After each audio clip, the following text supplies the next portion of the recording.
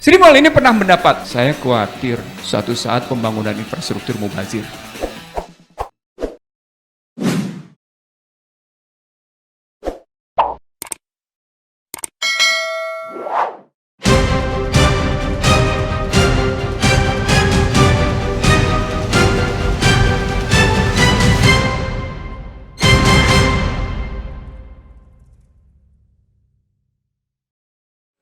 Di tengah pandemi, hampir-hampir seluruh perusahaan sesungguhnya terpukul.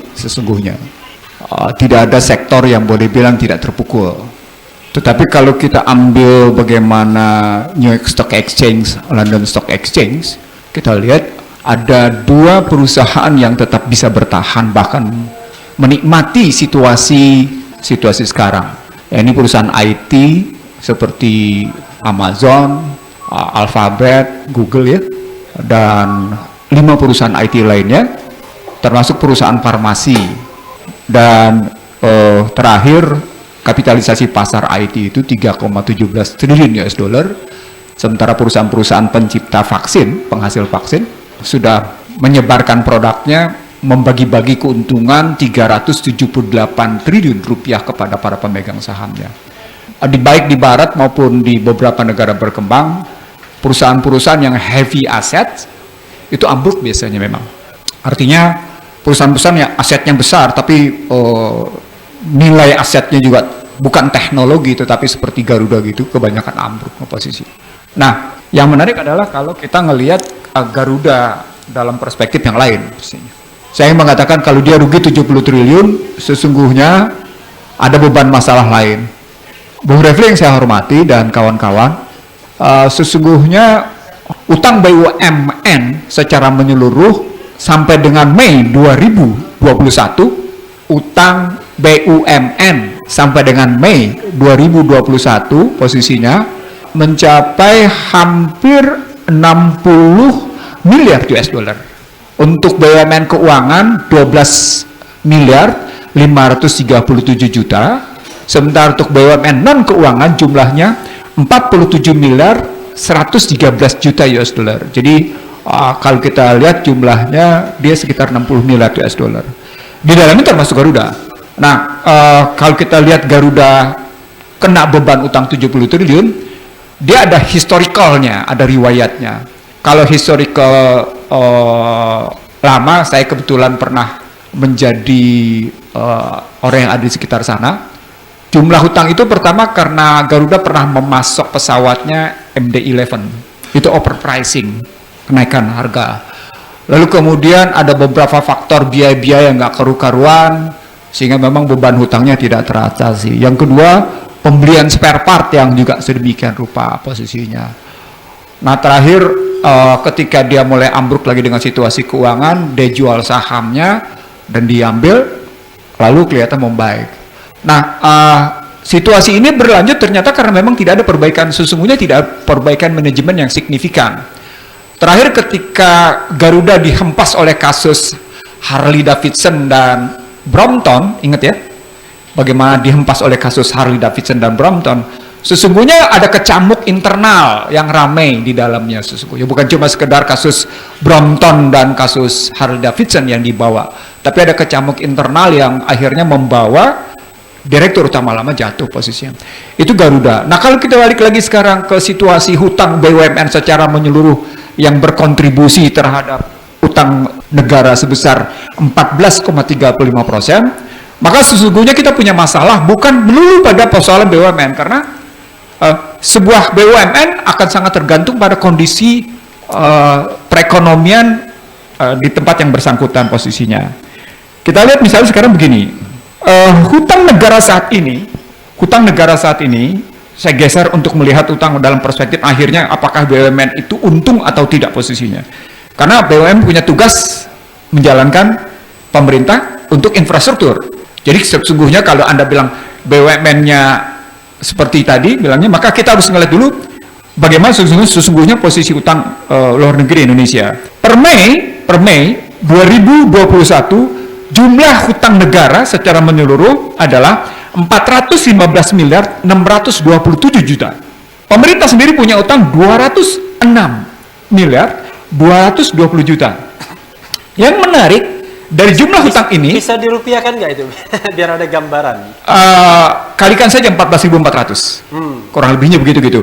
Sekitar 6 ribuan posisinya lebih gitu, posisi kali-kalikan seperti itu.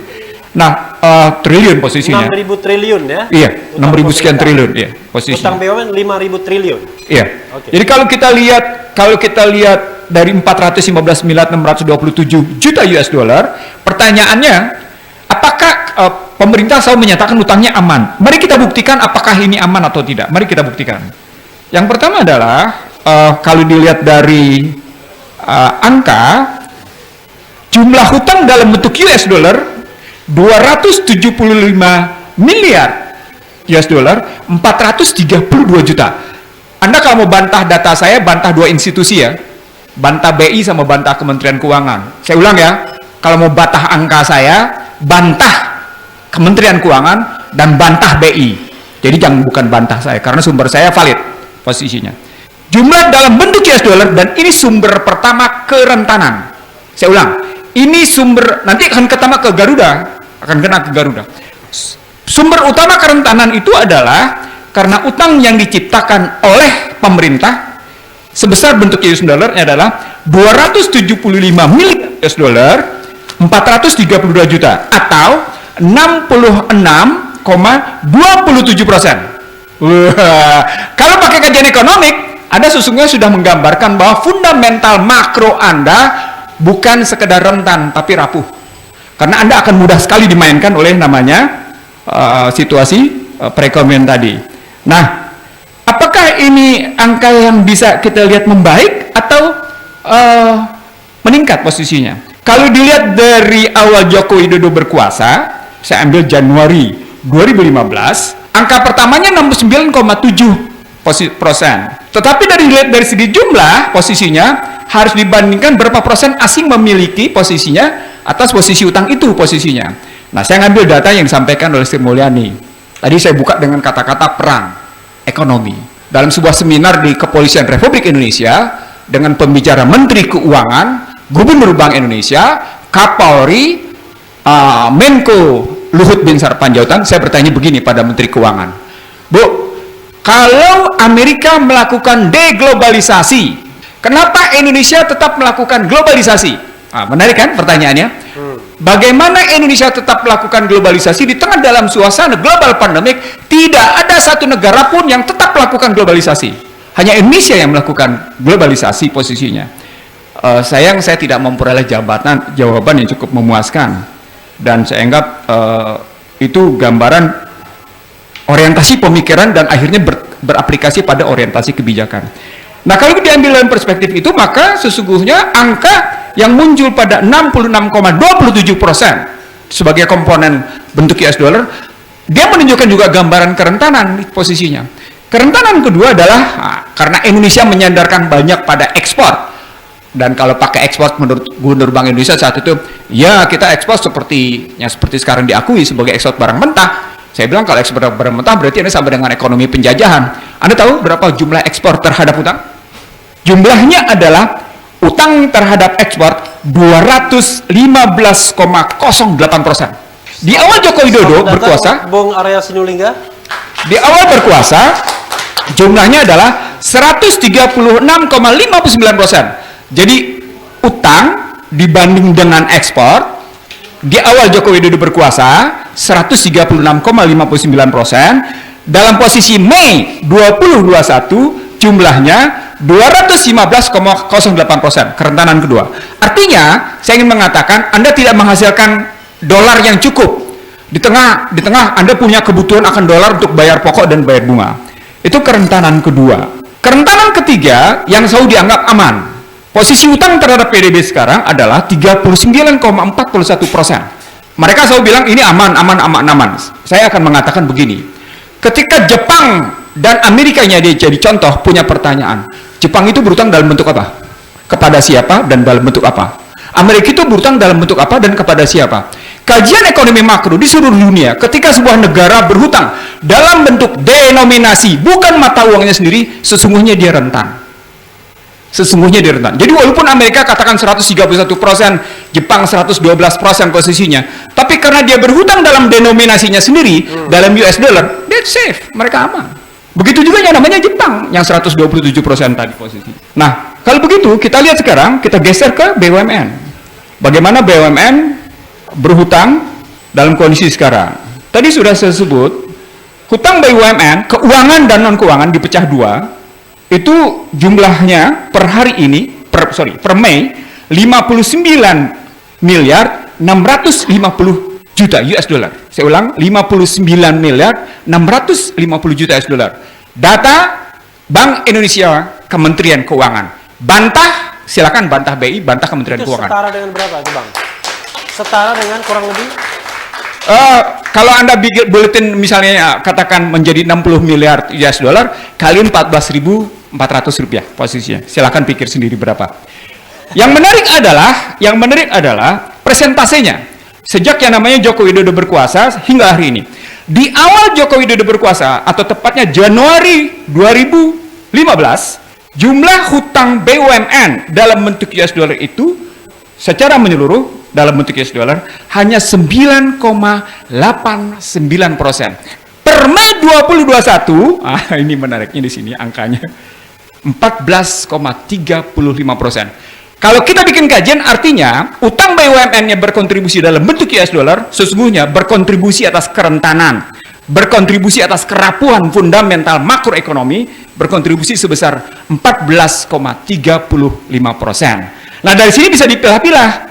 BUMN keuangan berapa, BUMN non keuangan berapa posisinya. Sekarang kita ambil. Kalau BUMN keuangan jumlahnya per hari ini, per Mei 12.537 juta. 12.000 itu artinya 12 miliar. 12 miliar US dollar 537 juta. Non keuangan, menarik nih yang non keuangan. Karena nanti ketemu karya-karya semua di sini. Yang karya ini jumlahnya mencapai 47 miliar 113 juta US dollar. Sehingga jumlahnya tadi meningkat. Nah, dari perspektif ini mari kita pilih satu persatu. Garuda, saya menganggap kalau Garuda dia tidak menunjukkan sekedar dalam kancah, misalnya dalam kancah indeks persaingan misalnya. Dalam kancah indeks persaingan, Garuda tidak mampu melihat bagaimana dua penerbangan swasta yang bisa merambah domestik. Saya tidak perlu sebut siapa. Ada dua penerbangan swasta yang mampu merambah. Itu sebelum pandemi. Begitu juga ketika Anda melakukan open sky policy.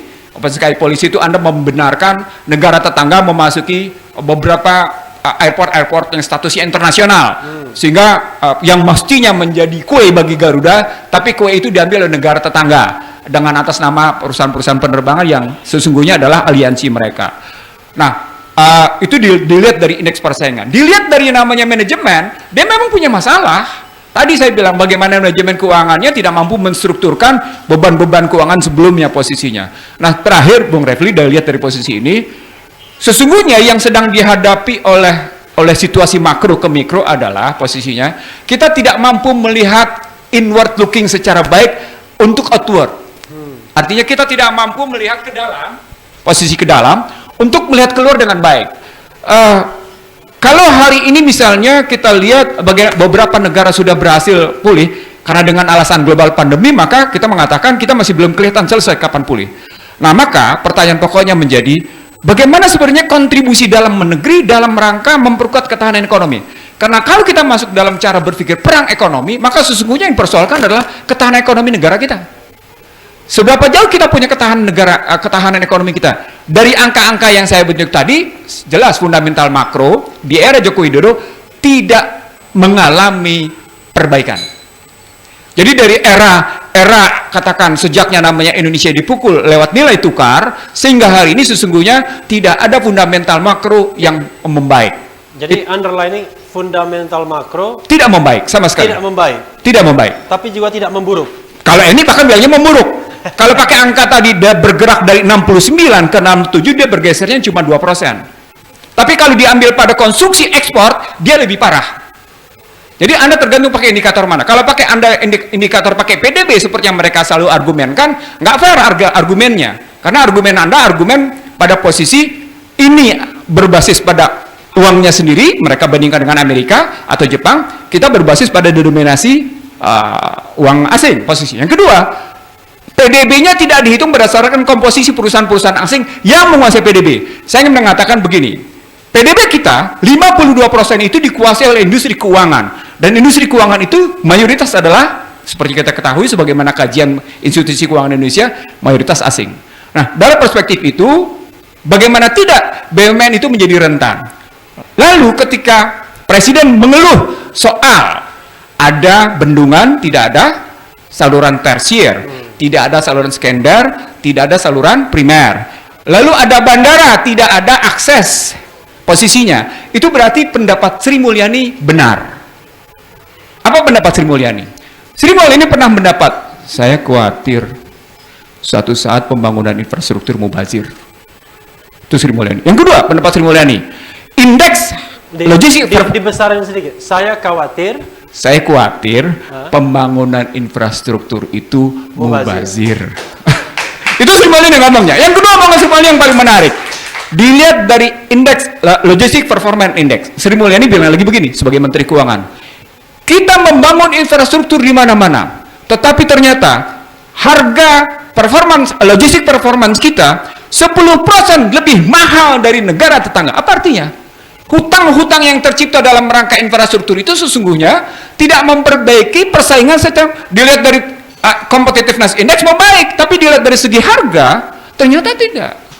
Jadi ada problem di sini saya lihat. Nah, berarti pertanyaan, kenapa hutang ini ngebengkak tidak kemudian diikuti dengan perbaikan kinerja pada posisi harga? Kan Anda tidak boleh sekedar melihat ada perbaikan indeks performance competitive performance index yang membaik.